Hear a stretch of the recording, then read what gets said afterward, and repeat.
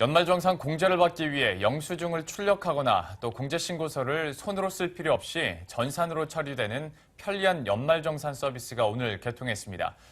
다만 근로자들의 경우 회사 측에서 기초자료를 먼저 등록해야 사용할 수가 있는데 중소기업은 물론이고 대기업에서도 올해 자료를 등록하지 않겠다는 경우가 많아서 이 서비스를 이용하시는 데는 제약이 있다는 불만이 고조되고 있습니다. 네, 좀 더 자세한 내용 준비해봤습니다. 경제금융부의 이수연 기자와 자세한 얘기 나눠보도록 하죠. 어서 오시죠. 안녕하세요. 네, 이 제도가 올해 처음 도입되는 걸로 알고 있는데요. 연말정산 앞에 편리한이 붙었어요. 그만큼 편리하게 연말정산을 할 수 있겠다라는 건데 어떻게 이용해 볼 수가 있는 건가요?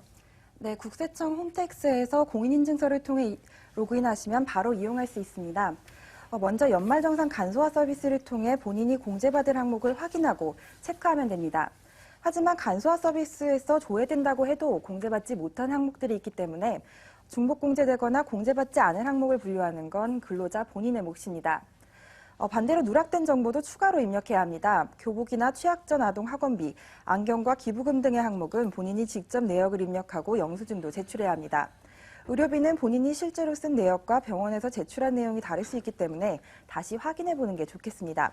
만약 사실과 다른 경우에는 오는 21일까지 국세청이 운영하는 신고센터를 통해 내용을 바꿀 수 있습니다.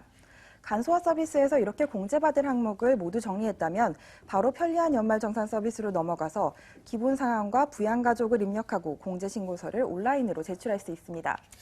그런데 이제 이 편리한 연말정산 서비스를 이용할 수 있는 조건이자 전제 조건이라고 할 수 있을 것 같은데요. 회사 측에서 먼저 자료를 등록을 해야 된다는 건데 이게 실제로 등록하지 않겠다는 회사가 많다고요. 네, 맞습니다. 온라인으로 공제신고서를 제출하기 위해선 반드시 회사가 먼저 총급여라든지 4대 보험료 등의 기초 자료를 입력해 줘야 합니다. 예. 그리고 연말정산 세액 계산을 위해서도 꼭 필요한 부분인데요. 올해가 편리한 연말정산 서비스 첫 해이다 보니 아직 시스템을 도입하지 않는 회사가 많은 것으로 나타났습니다.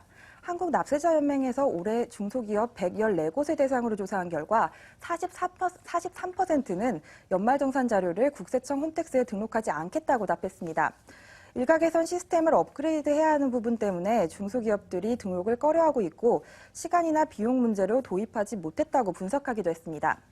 이에 대해 국세청 측은 현재 중소기업에서도 많이 사용하는 회계 프로그램에선 추가 비용 없이 연말정산을 이용할 수 있는 서비스를 제공하고 있다고 설명했습니다. 또 자체 회계 프로그램을 쓰는 경우에는 시스템 정비가 필요하겠지만 향후 시간이 해결할 수 있는 문제라고 봤습니다. 국세청은 앞서 편리한 연말정산 서비스에 대해 많은 홍보를 한 바 있는데요. 정작 서비스가 개통됐는데 이용하지 못하는 경우가 많아 납세자들의 불만이 고조되고 있습니다. 그럼에도 국세청이 회사들의 자료 등록을 강제할 수 있는 부분이 아니기 때문에 일단 올해는 서비스를 이용하지 못하는 근로자들의 불만이 계속될 것으로 보입니다. 네, 아무래도 올해 처음 도입이 되다 보니까 이 시스템을 활용하는 회사들이 아직은 많지 않은 것 같습니다. 그래서 본인의 회사가 이 시스템에 등록이 돼 있는지 안 돼 있는지를 먼저 확인해 보시고 이 편리한 연말 정산 서비스를 이용해 보시면 좋으실 것 같습니다. 오늘이 첫 개통이라고 들었는데요. 오전에는 좀 이용자들이 많이 몰렸다고 들었거든요. 반응은 어떻던가요? 네, 아무래도 처음 시행되는 서비스이다 보니 많은 네. 회사들이 시스템의 안정성을 일단 좀 더 지켜보자는 입장입니다.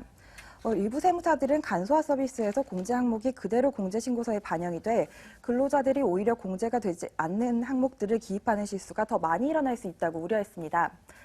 전에는 본인이 하나씩 챙기면서 썼던 부분이 자동으로 연동되다 보니 실수할 가능성이 더 크다고 본 건데요. 편리한 연말정산만 믿고 사용했다가 부당 공제를 받고 가산세를 물 수도 있다는 겁니다. 회사에서도 근로자별로 다른 세금 감면 항목 등을 확인해야 하는 부분이 있고 여러 측면에서 올해 바뀐 연말정산 서비스는 회사와 근로자 모두 꼼꼼히 좀 살펴봐야 되는 부분이 있겠습니다. 참 매년 해도 어려운 것이 연말정산입니다만은 이런 간편한 서비스들 최대한 활용하셔서 올해도 13월에 폭탄이 아니라 월급 되셨으면 좋겠습니다. 이수연 기자와 함께했습니다. 고맙습니다.